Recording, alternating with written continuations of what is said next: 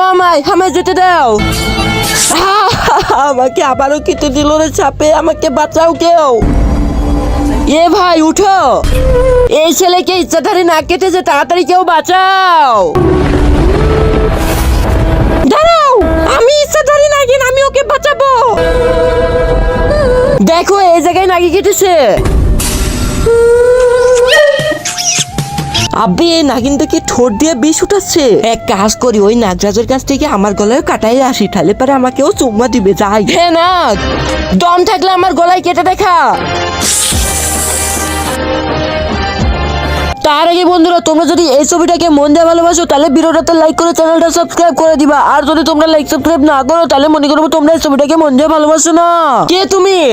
আমি তোমার থেকে বিষ উঠিয়ে বাঁচিয়ে নিলাম, কিন্তু কেন? এই ইচ্ছাধারী নাগিন আমার গোলাম। এই ইচ্ছাধারী নাগিন তোমাদের মতন মানুষকে বাঁচিয়ে আমার কাছে নিয়ে আসে, যাতে আমি সুন্দর মতন করে তোমাদের খেতে পারি।